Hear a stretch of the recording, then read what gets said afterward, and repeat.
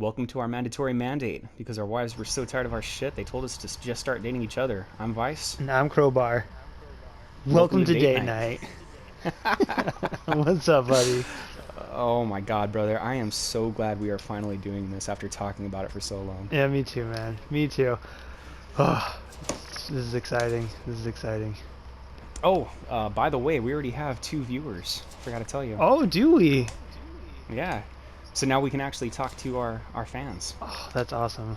What are their One names? is the one is the lovely Siren, who you already know. Yep, yep.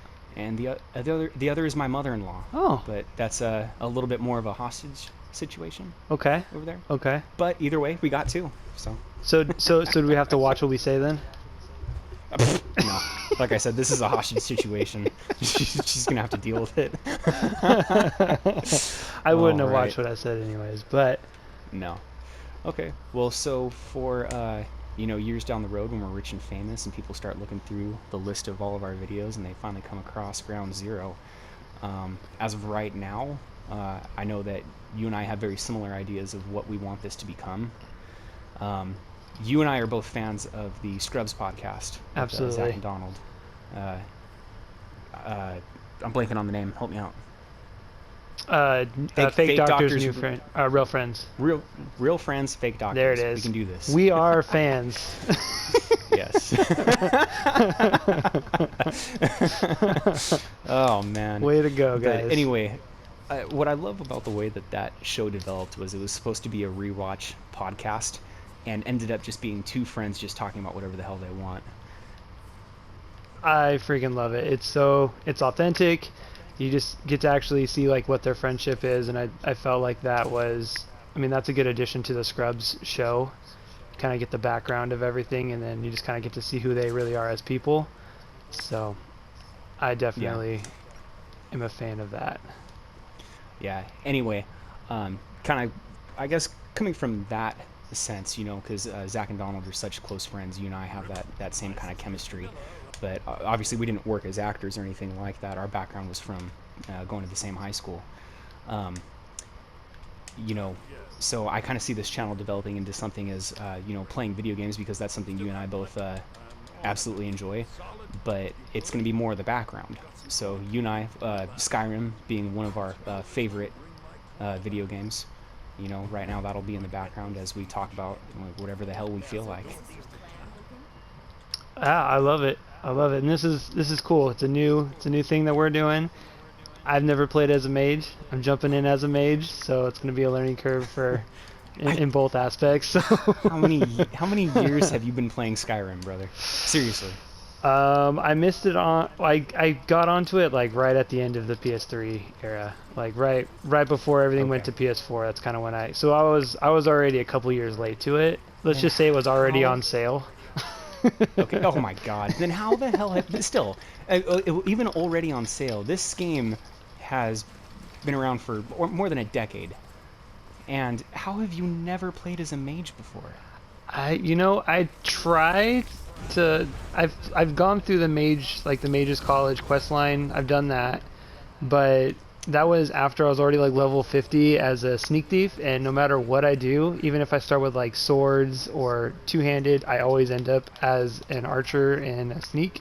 So so this playthrough, you can see I'm literally not picking up any arrows, even though they're worth money. I'm not picking up any bows, and I'm not sneaking. Okay. Sneak Thief was I think that was my second build, but I've done so many. I think my very first one was a form of a battle mage, where I loved the combat with the sword and the shield, but then I supplemented it with destruction magic. And the other schools of magic kind of intimidated me at the beginning, just because this was the first Elder Scrolls game that I had ever played.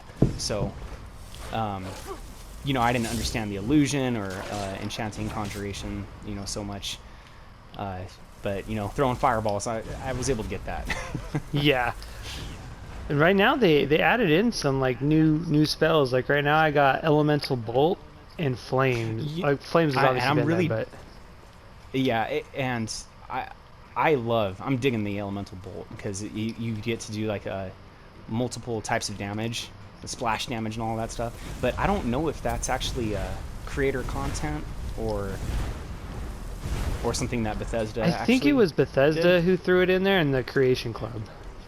The Creation Club, that's what I mean. So okay, so something I guess we should tell our viewers is that although we are fans of the game, we are by no means experts. Nope. We barely know what the hell we're doing or what the hell we're talking about. So I wouldn't even go that far for me. I'm just in it. I steal sweet rolls, and that's what I'm going for. However, I have bought this game many times, and I will tell you right now that Vex, me and her talked because we just got the VR, and oh, that's right. I just bought Skyrim VR. No way, are you kidding Yup, me? just bought it like 20 minutes before we came on here. Skyrim VR. It is downloading Oh as we man, all speak. right.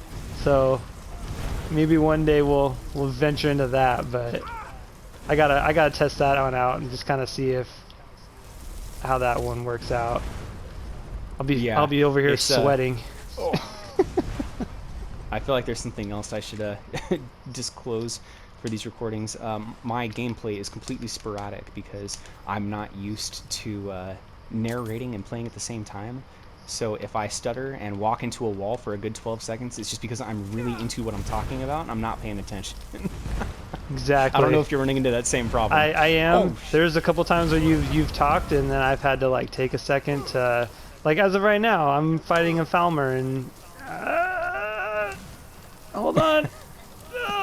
Oh God. I'm dying. Okay. I'm back. I'm back. I'm back. all good. I'm back. Yeah, it'll take a second. I'm back though. Oh. Oh God. What am I gonna do? What am I gonna do?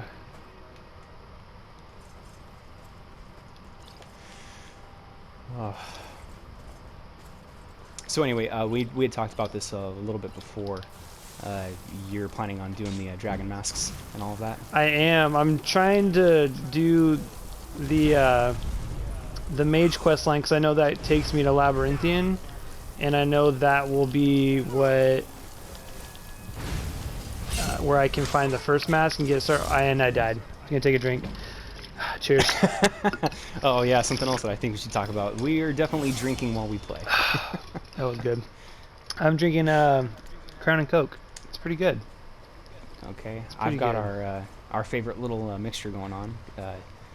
1 part Kraken, 1 part Captain Morgan's White Rum, and Coke Zero. So I just want to say we did try to name it. Well, I tried to name it, and I was completely sober when I did this. It was really bad. One was the white whale, and as soon as I said it, I was like, no, that's not really what I'm going for there. And then I think the other one was Moby Dick, and I'm like, dang it, that's still the same. It's the Same thing. So that's not really what I'm going for. And I knew we kind of kind of came up on something at the very end there, the Flying Dutchman. And I looked it up. There is already a drink, huh? a drink, but it starts with gin, and I'm already out. So, like, I feel like if it's a really nasty drink, we could just kind of keep going with it. Wait, is it a Flying Dutchman or is it a Dutchman? I looked up Flying Dutchman, and that's what came up. So I'm gonna Okay, go with is Flying there a- Dutchman. Well, what if ours is the Swimming Dutchman? There we go. I mean that's cool. I just don't want to come up with something that's already done, and especially when it's like it's such a good drink. It was how it took us how many years to figure it out. I mean, you know, I will say, I already have like good memories established with this, just because it was after we had this drink together after such a long time of not seeing each other in person, that now when I taste it, I immediately have, you know, those good memories associated with it. So maybe it's like that psychological thing where it's just it's not as good as we think it is. no, I refuse to believe that. I refuse. Fair enough. You're probably right, but I refuse. Okay, so I'm making it a little bit further than I I was last time. I'm a lot higher level this time around. Going through this, going through Mizulf. I'm level 10. Oh yeah, that's right. I'm named David Copperfield. It's better than mine. Quispy. I am. It's not even Quispy, bro. It's I fell in the fryer. Oh, that's right.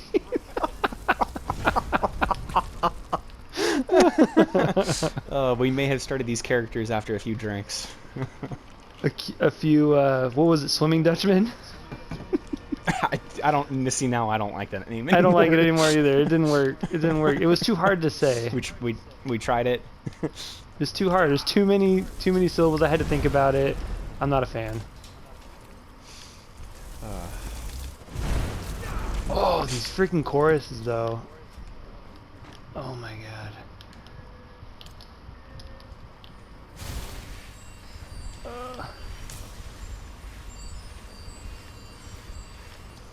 Yeah, I just did one of the mini quests.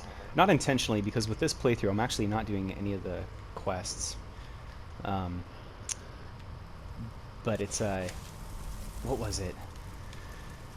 Like this family bought a lighthouse. Like you have to read all the journals to figure out what's going on. But a family bought a lighthouse, and then it turns out the basement was overflooded with the Falmer and those chorus. And holy crap, man, there was so many of them. I died so many times. I hate poison damage in this game. Yeah. It's brutal. I know we're probably gonna get a lot of tryhards commenting like, "Oh, you just take one of the potions." Yeah, well, they can suck it. I don't care. We got 2 followers. That's all I wanted. That's 2 more than I thought we'd get. So. And you know what? My mother-in-law is not gonna have an idea what a chorus is anyway. It's so. okay. If we're gonna get the tryhards with the poison, I'm cheesing this Falmer right now, running around this freaking. There's a planter in front of me. I'm really cheesing it. We're just going around and round and round while my health goes up and my magic goes up. So I'm sorry if people are watching it and they're like, "Oh my god, I'm getting sick." I'm trying to make my movements more like fluid, so that way people aren't getting sick. So just let me know if I need to kind of work on that a little bit more. I found a Diggity bitch. a pretty. Oh, I missed. I missed. Got it. I love that phrase. Such a good phrase. Oh, and I'm not picking up any alchemical ingredients. Otherwise, I just start going down that road, and I end up in it as a sneak thief, and I'm poisoning people, putting poisons on them using pickpocket. Really? Did you? So you actually made a lot of poisons? That was something that came natural to you? I did. I ended up. Wow. I really liked pickpocketing. I love the idea of it. I think I fell in love with it playing Fallout when you could put the bombs in people's pockets and watch them blow up. Oh. Ever since. Oh, that's right, because there's something similar in this game, right? Yeah, this one you can put poisons on them and you can silently hurt them. So I would try and make as deadly as a poison as I could, and then sneak up and then try and place the poisons on them and kill them. And that usually fell in line with the Dark Brotherhood, because then I was able to kill people without having to go to jail. It took a while to get there. I went to jail a lot, so I needed even when I was like hidden and everything, and I hit him with a bow, I would still end up getting caught and have a bounty. So I needed another way, and that was a way I could do it without actually accruing a bounty if my pickpocket was high enough that I didn't get caught. So, but you need the perk. You need the perk. You can't do it without the perk. Otherwise, you're just giving them a freaking poison, and then I'm pissed off. Yeah. So, alchemy was something that never came natural to me. It was something that like I had to force myself to do way down the line after I had already 4 or 5 playthroughs under my belt. But I actually ended up really enjoying it, other than the fact that once you learn some of the best mixtures, it really doesn't matter. Like I use paralysis poisons. I don't care about the poison damage. Like if you're able to paralyze them and they fall down, I mean you just hack away at them, and then rinse and repeat with multiple poisons. So I found out that I ended up making slow poisons for things that would chase me, or brutes that would kind of come at me a little quick. But outside of that, it was really just slow poisons and paralysis poisons. That's pretty cool. That see, I honestly was terrible. I'm still really terrible at like just full on one-on-one combat. And so I always try and like sneak around and kill him that way. Or I mean the mage is working out okay right now because it's kind of like shooting a bow because I can hit him from a little bit further away Right. and kind of retreat a little bit. But that was my biggest thing is I couldn't do the hand to hand. I think you showed me the quick like double tap on R2 where you do Oh like yeah, where the you quick press and hold slash. in the middle of the swing. So yep. Yeah, the timing works out really well if you pay attention to it. But that's because the warrior build was one of my very first ones, so I got used to it pretty quick. I did challenge myself with the mage build pretty early on, and it's difficult in the beginning levels when you only have 100 points of magicka, so you run out really quick.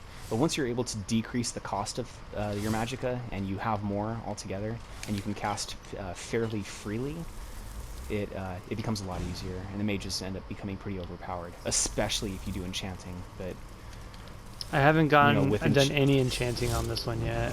That'd be a good one to do. well, with enchanting, you can lower the cost of magic to 0, right? No. Oh, you don't know this? I don't. I don't. I have several playthroughs that are so overpowered because I worked on enchanting. So the way it works is, if your enchanting is level 100, you can get the perk at the very top, which allows you to put 2 enchantments on the same item. So that's not even necessary to make it 0, but it's what makes it way overpowered. So, but the way it works is if your enchanting is level 100 and you have the ability to enchant items that reduce the cost of magic, reduce destruction by 10%, 12%, whatever it is. If your enchanting is level 100, it reduces the cost by 25% on the item that you enchant. And so, for example, if you do destruction magic, if you enchant a helmet, I think it's your chest piece, gauntlets, and a ring, or one of them you can't. So it's like helmet, chest piece, ring, and necklace. You put a level 100 enchantment on each one of those that reduces the cost by 25%. The cost to cast the magic is reduced by 100% altogether. Oh. And then you can cast destruction magic for free. So one of my enchantment playthroughs, I did heavy armor and enchanting, and so I had a set of armor for every school of magic that was doubled up. So I had a set of heavy armor that was destruction and alteration. Both of those schools of magic were free for me to cast. So you're able to just throw destruction spells like nobody's business, cast paralysis and everything else, and it doesn't cost you any magicka, nothing. Oh, that's pretty cool. I'm wondering if, I don't know. I might see. I'm trying not to boost either, so I don't know if that doesn't seem like cheating because you have to really work to get to that point if it's the top enchanting perk.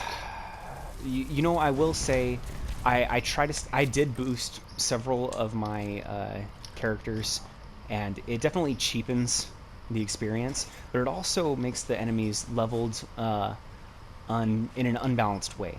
So if your armor is building in a certain direction, your one hand is building at a certain time. If you boost just enchanting, so like everything else is like level 20 or 30 or whatever, but your enchanting's level 100. Yeah. The enemies don't care what level each of those things are. It's as you get better, they get tougher. So if your enchanting is level 100 and your speech is level 100 and pickpocket's level 100, you're going to be dealing with some enemies that are extremely difficult, and your stats aren't going to be able to keep up with battle. So boosting ended up kind of ruining those playthroughs for me because I ended up fighting unbalanced enemies. Gotcha. Anyway, for a couple of reasons, being that we're recording on PlayStation and there is a maximum amount of time that we can record, but also because we're going to pretend like we have sponsors. I think maybe now is a good time to go to a break. What do you think? Yeah, let's take a break and listen to these fine words.